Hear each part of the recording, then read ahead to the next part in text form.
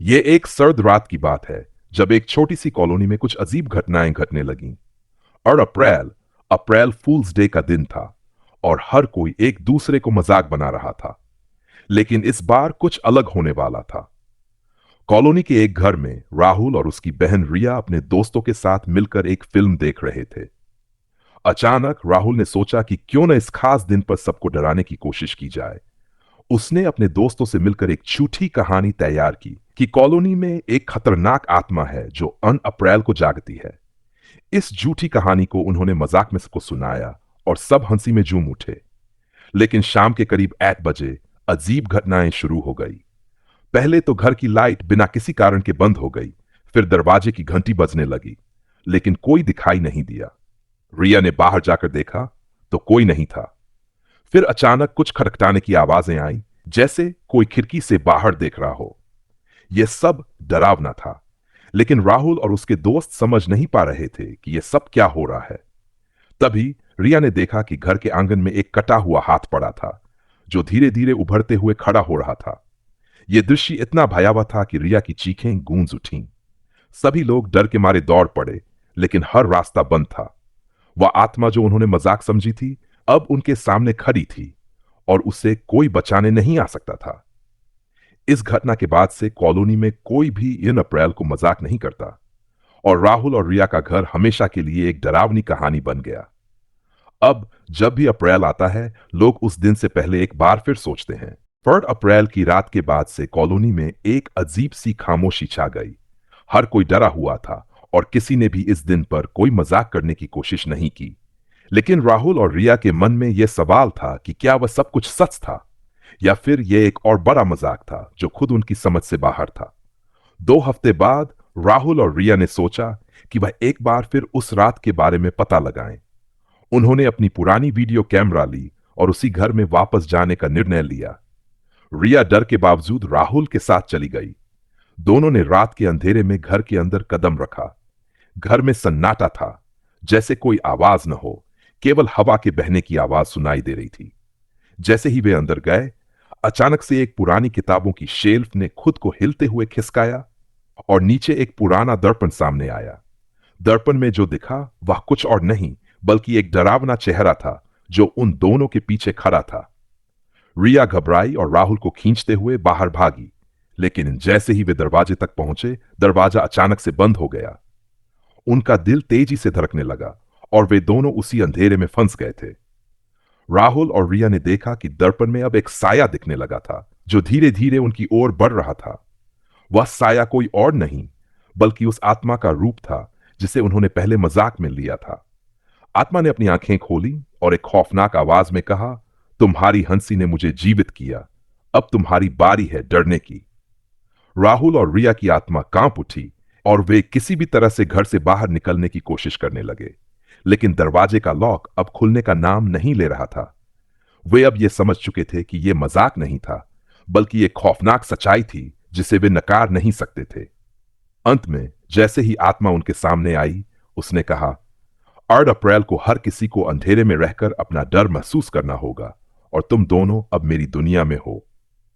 इसके बाद दोनों का शरीर ठंडा हो गया और उनकी आवाजें गायब हो गईं। कॉलोनी के लोग आज भी राहुल और रिया के बारे में बात करते हैं और हर साल 1 अप्रैल को एक नई डरावनी कहानी सुनाते हैं। यह कहानी अब एक चेतावनी बन चुकी है कि कभी भी किसी डरावने मजाक को हल्के में न लें, क्योंकि उस दिन किसी भी रूप में डर सच्चा हो सकता है। राहुल और रिया के गायब होने के बाद कॉलोनी में एक अजीब सी स्थिति बन गई थी। लोग 1 अप्रैल के दिन से डरने लगे थे और रात होते ही सभी अपने घरों में बंद हो जाते थे। उस दिन एक और नई घटना घटी। करीब 1 महीने बाद कॉलोनी के एक निवासी नीतू, जो राहुल और रिया की पुरानी दोस्त थी, ने ठान लिया कि वह उन दोनों के गायब होने का कारण पता लगाएगी। उसने कई बार कोशिश की थी, लेकिन कोई भी इस बारे में बात करने को तैयार नहीं था। आखिरकार नीतू ने वही रास्ता अपनाया जो राहुल और रिया ने किया था, रात के अंधेरे में घर में घुसने का। नीतू रात को अकेली घर में पहुंची और जैसे ही उसने अंदर कदम रखा, उसे वही डरावनी खामोशी महसूस हुई जैसा कि पहले राहुल और रिया ने अनुभव किया था। घर का माहौल बहुत ही सर्द था और अचानक से एक पुराना रेडियो चालू हो गया जिसमें अजीब सी आवाजें आ रही थीं।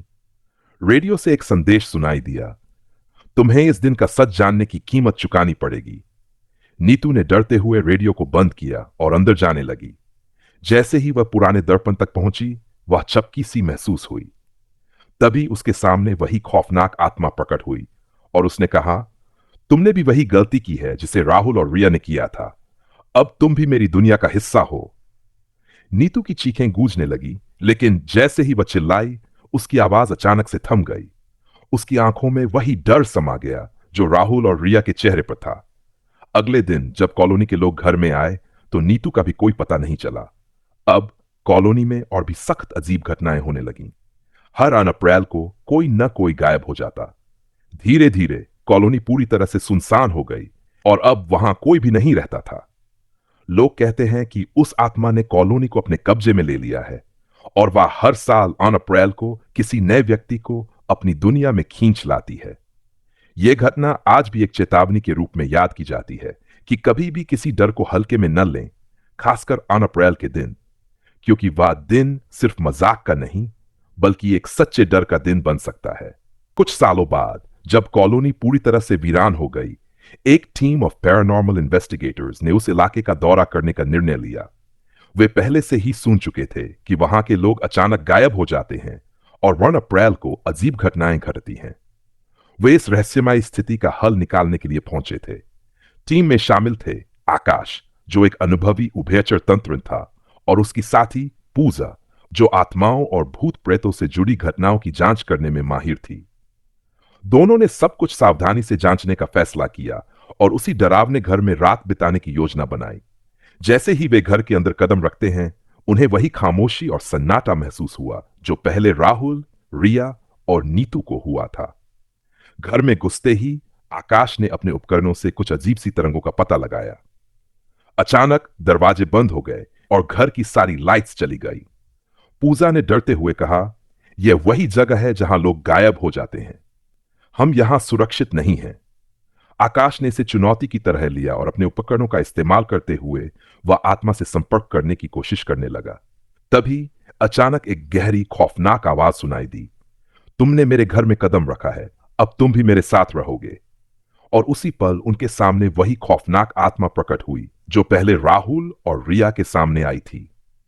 आकाश और पूजा ने भागने की कोशिश की, लेकिन घर की दीवारें जैसे उन्हें अपनी ओर खींच रही थीं। वे दोनों पूरी तरह से भयभीत हो गए थे। आत्मा ने उन्हें घेर लिया और एक भयंकर ठंडी हवाओं के साथ उनका पीछा किया। जैसे ही वे एक पुराने कमरे में पहुंचे, कमरे का दरवाजा अपने आप बंद हो गया और अंदर घना अंधेरा फैल गया। वह आत्मा अब उनकी ओर बढ़ने लगी और उसने कहा, तुम सभी ने मेरा मजाक उड़ाया, अब मुझे तुम्हारा डर चाहिए। इससे पहले कि आकाश और पूजा कुछ समझ पाते, आत्मा ने उन्हें अपनी पकड़ में ले लिया और उनकी आंखों में वही डर डाल दिया जो पहले राहुल और रिया में था। उस रात के बाद उन दोनों की भी कोई खबर नहीं आई। टीम का संपर्क टूट गया और कॉलोनी अब एक पूरी तरह से शापित जगह बन चुकी थी। लोग कहते हैं कि हर साल अप्रैल को उस घर के अंदर कोई न कोई नई आवाजें आती हैं और वहां से किसी का चिल्लाना सुनाई देता है। वह जगह अब किसी के लिए नहीं रही। 8 अप्रैल को उस कॉलोनी से गुजरने वाले लोग अक्सर ठिठक कर देखते हैं, जैसे कुछ अनदेखा डर उनके सामने आ खड़ा हो। किसी ने उस दिन को अप्रैल का काला दिन कहना शुरू कर दिया, क्योंकि अब यह दिन किसी भी मजाक से ज्यादा एक भयानक वास्तविकता बन चुका था। और यह कहानी यहीं समाप्त नहीं होती। अब जब भी कोई उस डरावने घर के पास जाता है, तो वह कभी नहीं लौटता। कॉलोनी के लोग कहते हैं वहां आत्माओं की दुनिया है और 8 अप्रैल को वह दुनिया और भी करीब आ जाती है।